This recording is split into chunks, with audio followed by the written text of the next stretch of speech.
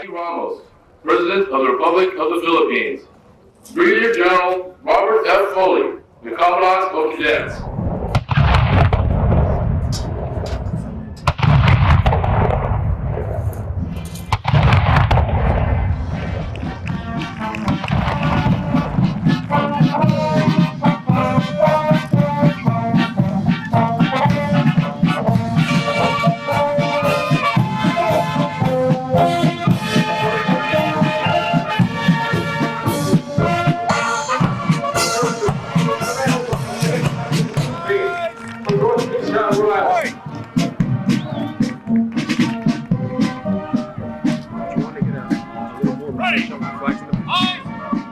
Company A, is commanded by Lieutenant Captain Lee Pierce from Chattanooga, Tennessee.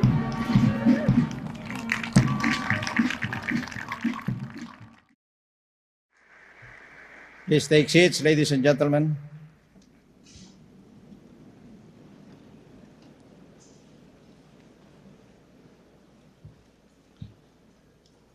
Thank you, General Graves, for that very kind introduction. Mrs. Graves, First Captain Howard Hoagie, Ambassador John Negroponte of the United States to the Philippines, Mrs. Ming Ramos, First Lady of the Philippines and mine, our other special guests, ladies and gentlemen of the Corps of Cadets. I came to West Point 47 years ago with a feeling of great awe. Today, that feeling has not changed. There are also many other things that I am told have not changed. Cadets still wear the dress gray with the snap-on collar and cuffs. Cadets still walk the area. And plebe boxing is as bloody as before. Plebes still cut the cakes and perhaps even use a template once in a while. You know, I was always intimidated by the logic of my upperclassmen who used to say to us plebes, how can you lead men in combat if you cannot cut a cake into equal proportions? Very frankly, to this day, I still have not understood the wisdom behind that statement. But I am proud that the cadets and the alumni's commitment to duty, honor, country has not changed either. As a foreign graduate, I drew from West Point the values of duty, honor, country, and also much of my commitment to the ideals of democracy and freedom. In this context, my visit to our alma mater is more than just a sentimental journey today. Mine is also a journey to reinvigorate the bilateral relations between the Philippines and the United States. I am not, by the way, the first Filipino graduate of West Point.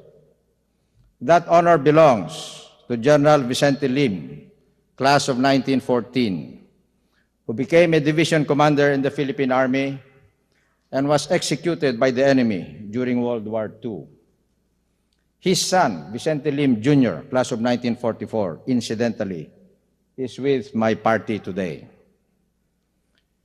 There were 19 Filipino West Point graduates who fought side by side with the Americans in World War II.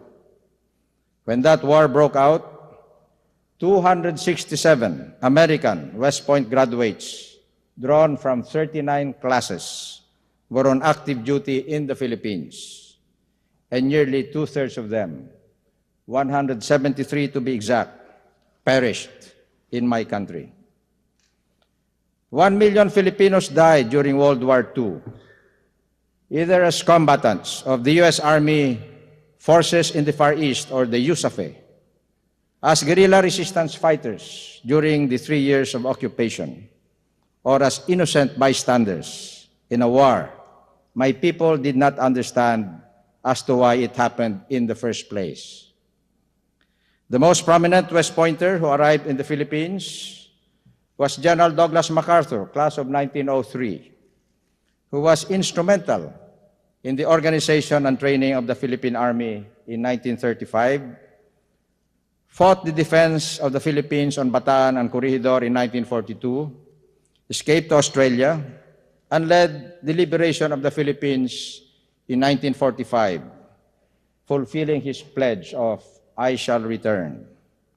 His father, by the way, General Arthur MacArthur, was the first military governor of Manila in 1898, and later became the first military governor of the Philippines in the year 1900. During his early days in the Philippines, Douglas MacArthur was assisted by another famous alumnus, then Major Dwight Eisenhower of the class of 1915. I bring up these facts of ancient history to remind you that the relationship between the Philippines and the United States is a long one, and that West Point alumni have played a prominent role in that relationship. Our own Philippine Military Academy, which was founded as the Philippine Constabulary Academy in the year 1905, was established by West Pointers and patterned after West Point. The Philippine Military Academy has a similar curriculum, uniforms, fourth-class system, and honor code. It may interest you to know that one of your fourth-class cadets presently here from the Philippines, Cadet Eugene Cabusao, has had to suffer 2 cycles of beast barracks as he first spent beast barracks in the Philippine Military Academy prior to coming here. So how lucky can you get? Even after the Philippines became independent, the close relationship between the two countries and their defense forces continued. Filipinos, including myself, fought under the Philippine flag on the same side as the Americans in 2 Asian conflicts, Korea and Vietnam. Both our countries remained bound by a mutual defense treaty that dates back to 1951. This Philippine-United States treaty continues to be in effect up to the present time under a Council of Ministers at the political level and a mutual defense board headed by the Chief of Staff of the Armed Forces of the Philippines and the Commander-in-Chief, Pacific, SINGPAC. This very week, our 2 armed forces are undertaking joint training exercises at Fort Magsaysay on the island of Luzon to test and enhance the interoperability of U.S. and Philippine units, the 12th in a series of Balikatan, or shoulder-to-shoulder maneuvers, held annually. Many eminent Philippine leaders have urged that the United States and the Philippines forge a new framework for Philippine-American relations away, and I quote, from the stultifying atmosphere of the bases issue. I subscribe to that view and champion it strongly. As one contemplates the horizon of Philippine-American relations, 3 massive and compelling facts instantly obtrude into one's mind. First, our 2 countries have a common community of strategic and economic interests. Second, the United States remains our biggest and most profitable market. And third, the United States remains the undisputed leader of the free world. These central realities transcend fluctuations in the political and psychological climate of Philippine-American relations. They constitute invariable constants in our bilateral affairs, which either country can ill afford to subordinate to transient considerations and short-term exigencies. We Filipinos find it natural to look at the United States as a major partner in this effort. There are those who say today's America is far from being the colossus that bestrode the globe after World War II.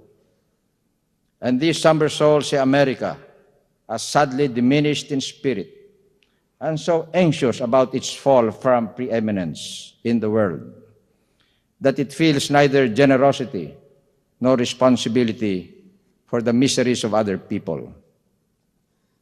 But we in Asia and the Pacific have a more optimistic view of America and greater expectations from it. We know that for America, there can be no retreat to isolationism. The bonds of the world economy and the communications revolution are linking all our countries together irrevocably. But beyond that, we continue to trust in the unique sense of mission that we know is at the heart of America. As Barbara Tuchman has noted, America did not evolve slowly out of an ancient past. America, she wrote, is a nation consciously conceived, a planned idea of democracy, of liberty, of conscience, and of the pursuit of happiness. Its founders saw America as a venture greater than just another national enterprise. They saw in their country as bringing a revolutionary message to the rest of mankind. In the 1950s, this sense of a destiny shaped with other peoples expressed itself in the Marshall Plan and the Berlin Airlift, in NATO, which was America's first peacetime military alliance, and in President Truman's Point 4 program. America's leadership of the United Nations in Korea, where I served in 1952 as a reconnaissance platoon leader in the Philippine Army's 20th Battalion Combat Team, was also part of this unique sense of mission. Since the need for cooperation among nations will never be outmoded, the world's need for idealism in American foreign policy today is still as great as it has been these past 50 years. Surely it would be useful to recall at this juncture General MacArthur's genius as a world statesman and leader of men. We should admire him equally, if not more, for his rehabilitation of post-war Japan. Today, Japan is not only a peaceful nation that has rejected war as an instrument of national policy. It is also a great economic power committed to democratic ideals.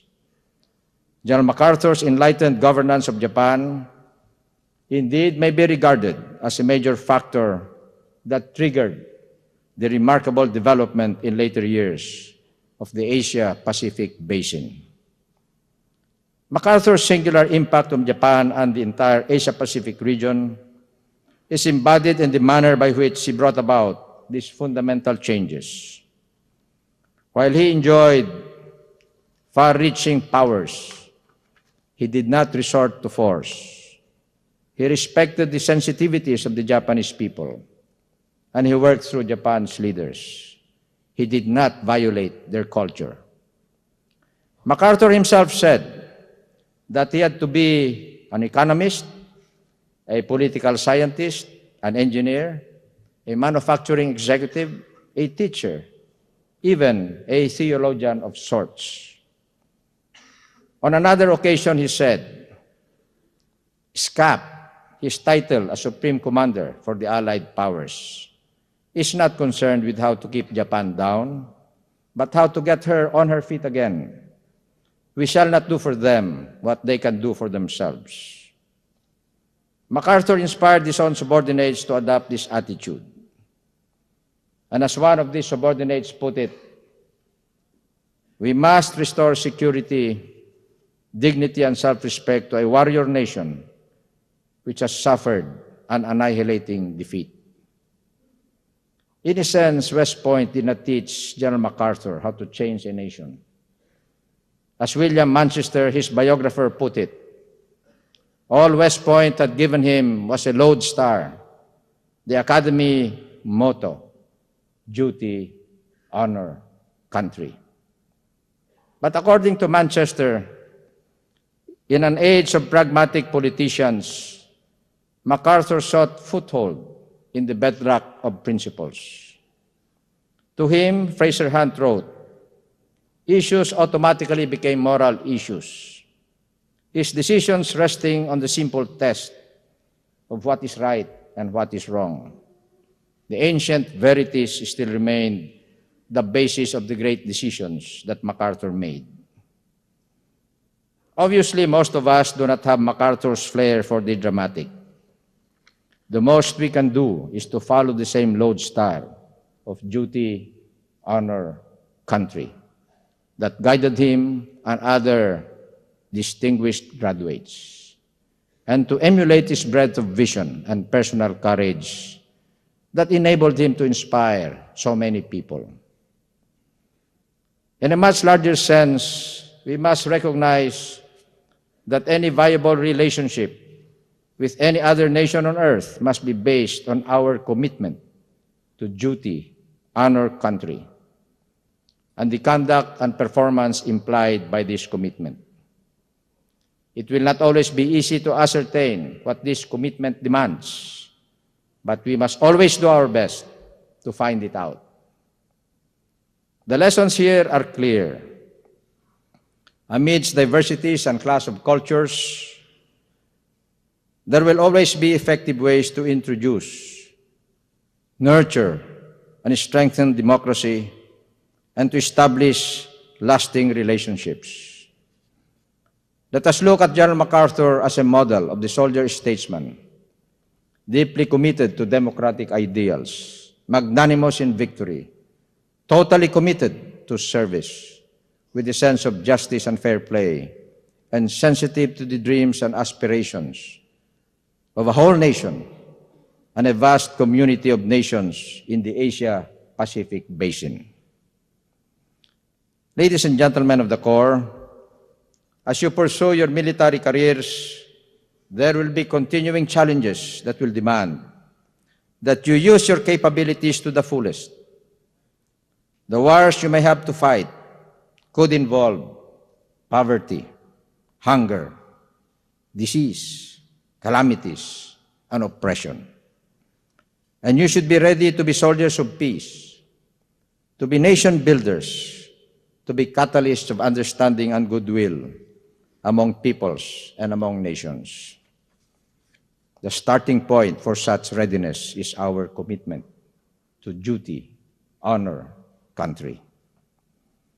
To the Superintendent, Lieutenant General Howard Graves, the Commandant of Cadets, General Robert Foley, the Dean of the Academic Board, General Gerald Galloway Jr., and the staff here at West Point, I commend and congratulate all of you for the tremendous work you have done to ensure that West Point remains a center of excellence.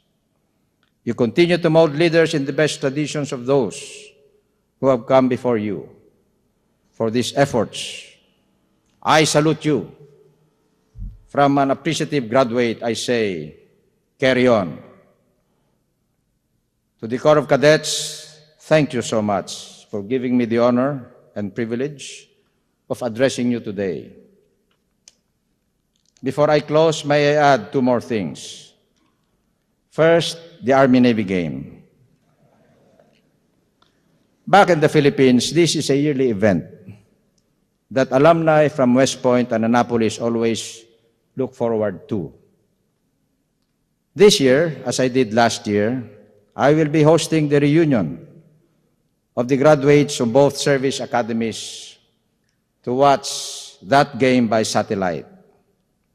As Commander-in-Chief of the Armed Forces of the Philippines, I am supposed to be neutral. And neutral I am. But I would not mind it at all if you repeat the result of that thrilling game last year.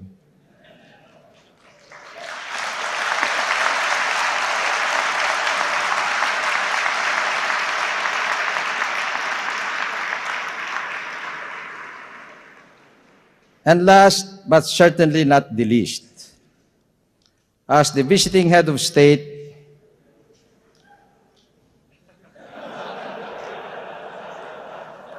and as a typical plebe who served punishment tours, hauling rocks from the golf course then under construction, I hereby grant amnesty to the Corps of Cadets.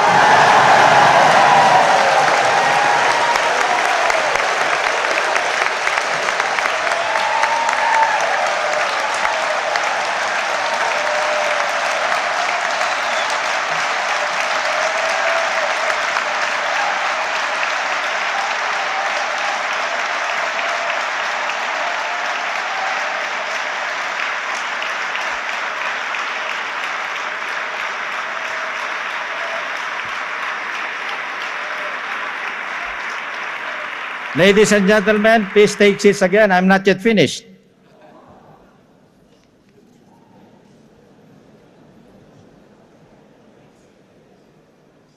And if I have any single message for this great country, the United States, and for you, its future leaders, it would be this: America, always be true to your spirit. For in being true to your values and ideals, you also serve your own highest self-interests and of those in the world, like the Philippines, who wish you well. Good luck. God bless all of you, and God bless both the United States and the Philippines. Thank you and good day. You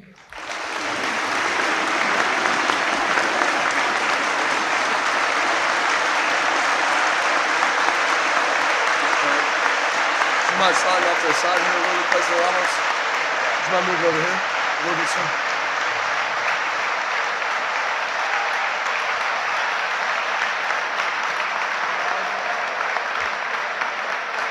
President Ramos, the occasion of your visit and the remarks you've shared with us today are truly an honor to West Point. And for us, the Corps of Cadets, you're a very real inspiration in that you were once a member of the Corps of Cadets and you've internalized and come to embody the very values you spoke of as a leader of character and service to your nation.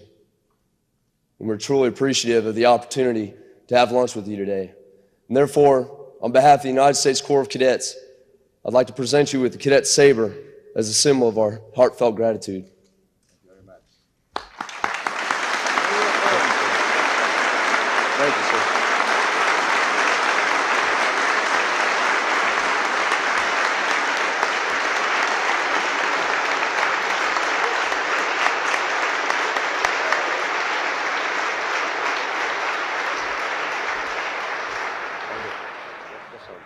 Hold it with me.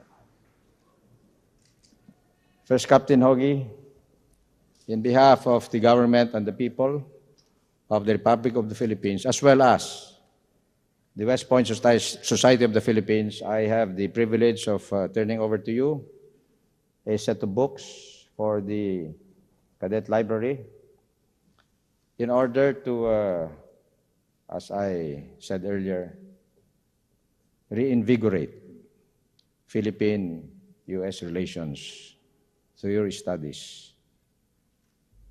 Again, congratulations.